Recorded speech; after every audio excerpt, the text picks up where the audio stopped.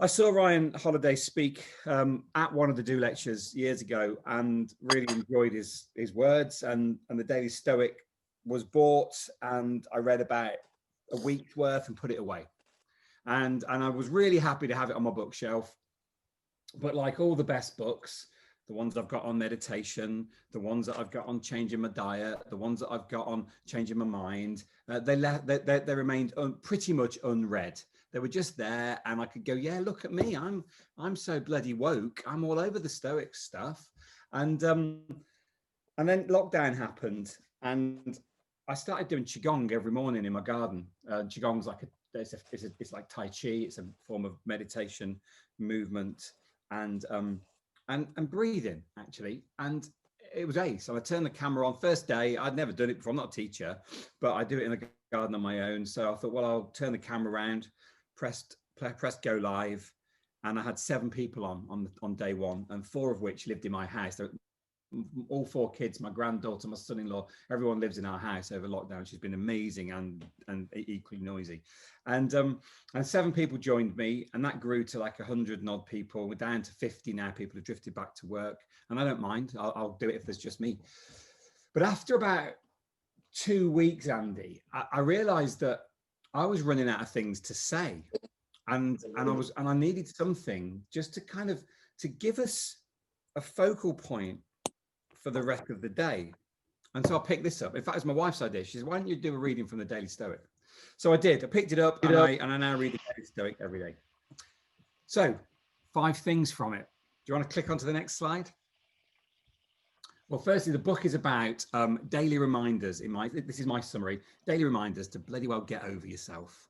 Daily reminders to lift yourself out of your own misery and your own joy, and to look at things in a neutral way. That's the key thing. And actually, this ties into a really great meditation I did on Buddhify from Rowan, who I owe a massive debt of gratitude for his rain meditation, I should say, because sometimes when you stop observing and start feeling too much, then you get stuck in that. So this is a reminder of that, and thank you, Rowan. Okay, next one. So this is a phrase. This doesn't come from the Daily Stoic, but it's written all the way through. This theme runs through the Daily Stoic like the words Blackpool through a stick of rock. And I was reminded of this when I picked the book up, but I was also told this when I have swimming lessons, not because I can't swim, but because I want to swim better. And I said to my swimming coach, he said, what do you want to do? You can swim. What are you here for? And I said, oh, I want to swim. I swim like a boxer, and I want to swim like a swimmer. And after about 3 weeks, he said, yeah, stop fighting the water. And this theme comes through massively. If you don't want to be a fighter, if you don't want to be a boxer, if you don't want to tackle everything with, I won't say aggression, but with aggression, then stop, then pull back. And that theme runs all the way through, and we come back to that. I would say every week there's an element of the Stoic that prompts me to go, if you don't want to be a boxer, stop fighting. So it runs all the way through it, like ripple through a raspberry ripple ice cream. And next slide, please.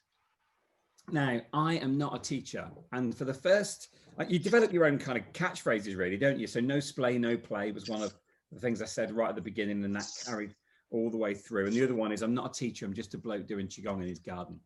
The thing is, I am a teacher because I'm teaching people. Okay, I might have 50 in the morning, but I've got 450 people watch it every single day later. And the thing about the Stoics is they may not have wanted to be teachers, but their words, the words that were written in plays, not as teachings, they lead us all. So if you think you're a teacher, if you're up on your feet, helping people think differently, then you're a teacher. The Stoics are teachers. I'm a teacher. You're a teacher. Everyone's a teacher. Next slide, please. So then I wanted to pull something from the Stoic. And again, this comes up a lot. An event itself is objective. How we describe it, how we view it, how closely we hold it to ourselves, that is subjective. And that is what does the harm. And we cling to pain. We cling to the bruises of the past, and they are bruises, not tattoos, because at least we're feeling something. And there's a massive theme all the way through the Daily Stoic about just letting stuff go and not owning it, not owning, not just the negatives like the hurt, but not owning too much the positives either, and just being able to let things come and things go. So the subjectivity, that's the challenge. So we need to be very objective about this, lift ourselves up. And this theme comes through again and again, and it sits deep in meditation, but it also sits deep in Qigong and Tai Chi. As we move, we can feel the wind. We can just feel it moving through, and to let it go through, that's the key. There's a great Chinese proverb about wind. When it's windy, you can either build a wall or you can build a windmill. And you build a windmill because the wind comes through and you take its power rather than it buffeting you around. Next slide, please. Thank you. So this is a really great one. So this is from Seneca, Thyestes 440, and I love all that. I love reading all the numbers out. No one's making notes, Andy. I'm just reading the numbers out like I should be in church, and I'm not a churchgoer. Want makes you a servant.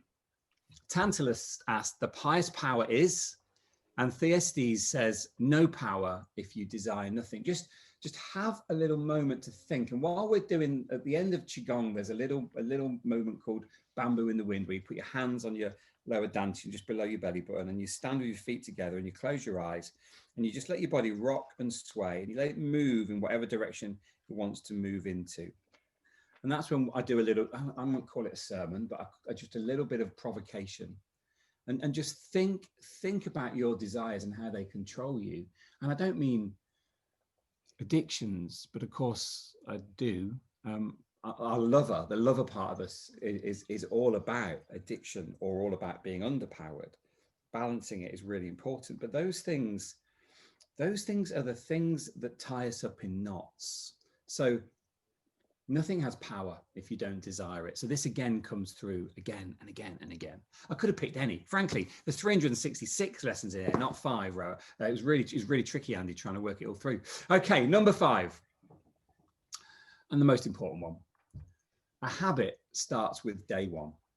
And on day 1 of the Qigong, and of day 1 of picking up the Daily Stoic, I didn't know I'd still be there 9 months later, every morning, picking up the Daily Stoic, to the point where if I have to go to London for work, or I have to go and do something different, I take a photograph of it and stick it on my Instagram, because people want to read it.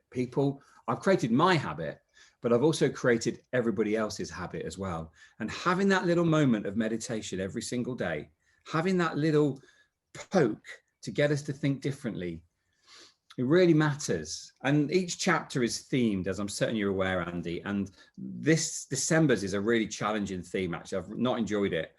December's is about the meditation on mortality. And we're absolutely crap at looking at our own mortality, but it's a gift. Being mortal is a gift.